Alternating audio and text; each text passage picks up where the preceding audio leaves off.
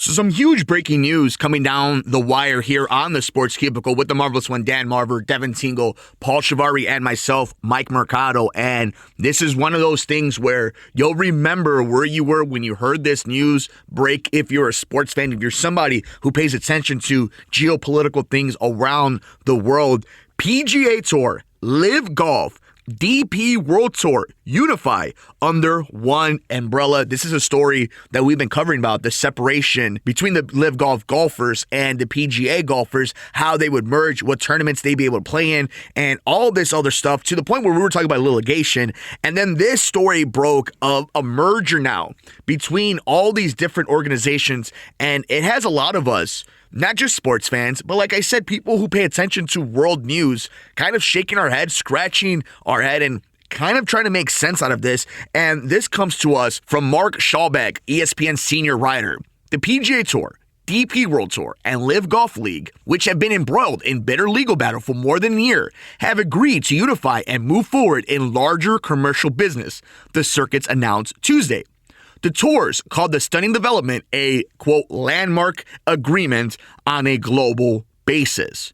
Quote, there's been a lot of tension in our sport over the last couple of years, PGA Tour Commissioner Jay Monahan told CNBC on Tuesday. What we're talking about today is coming together to unify the game of golf and to do so under one umbrella. And they continue to have on some tweets and reactions. Check it out, the article over on ESPN. But in a statement, the circuit courts said the parties have signed an agreement that combines PIF's golf-related commercial businesses and the rights, including LIV Golf, with commercial business and rights of PGA Tour and DP World Tour into a new, collectively owned, for-profit entity to ensure that all stakeholders benefit from a mold that delivers maximum excitement and competition among the game's best players.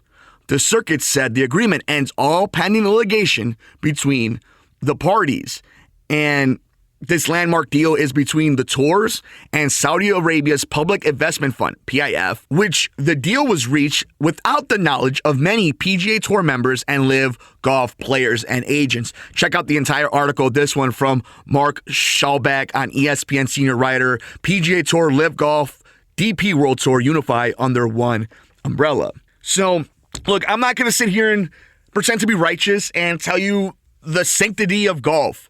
I don't care about golf on that level. I think the sport is beautiful. I have a lot of family and friends that are diehard golfers. Every Saturday and Sunday, they're weekend warriors. They're playing 9 or 18.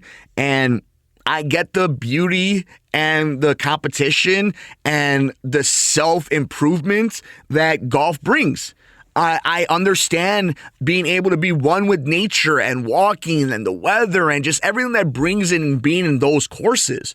I understand all that. So I'm not going to pretend, though, that I watch every tournament, that I don't just watch the majors. This story is more of a bummer that it is all about money. That the PGA caved. They weren't paying a lot of their golfers the right amount. They weren't doing business in good faith. And then comes around Saudi Arabia, who's doing a bunch of sports washing for all their sins. And here we are now where all these people like Rory, who was sitting here, and Tiger sitting here and telling you they don't want to be part of this. This is a disgrace for the sport. This is separating the sport. And the PGA said, well, the hell with all that.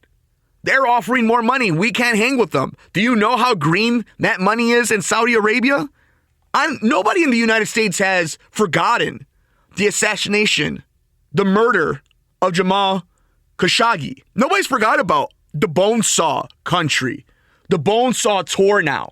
Nobody's forgotten about how most of the terrorists on 9/11 just so happen to be from Saudi Arabia. We're Saudi Arabian nationalists.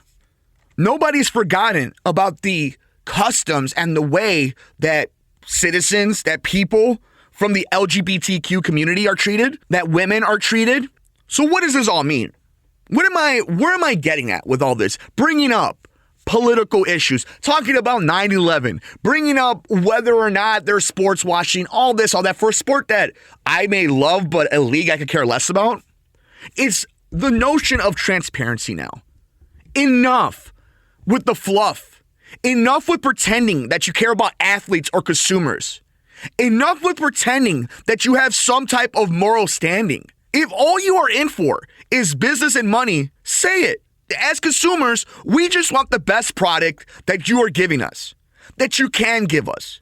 We want access to it. But if you're going to spew out a bunch of garbage about how you feel about LIV Golf, how you feel about certain companies' political stances, how they treat employees, what they do to contribute to society, and then within a year, give up every single one of your backbone because they dumped a truck full of money for you. Do not serve me crap and tell me it's ice cream, because that is exactly what the PGA did. Now, those take some heat for this for the next few days.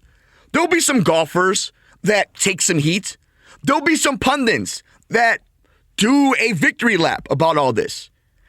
In 2 weeks, 3 weeks from now, when the majors are in full swing, next year during the Masters, nobody's going to care. Nobody's going to talk about it because they are going to sweep this under the rug. Does the NBA talk about China? No, they took the heat and they moved on.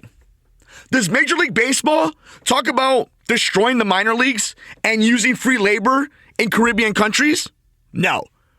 It's heat for one day and they move forward because the machine keeps printing money. Do not lie to your consumers. Do not lie to your employees. Be straightforward. How much money did you cost golfers in your own league in the PGA by telling them we were going to battle this? We weren't going to let LIV do this. From making their own generational money. You don't think Tiger's a little upset right now that he could have made $1 billion? Not that he needs it. But who's going to stop anybody from making money? How many people miss an opportunity to make real money because of the PGA? Sure, it's dirty money. We could talk about all money is dirty. That's not the point. You made this decision in 2023. This isn't something that you've been grandfathered into. This is the business we've been doing for 50, 60 years. You did this knowing all this information.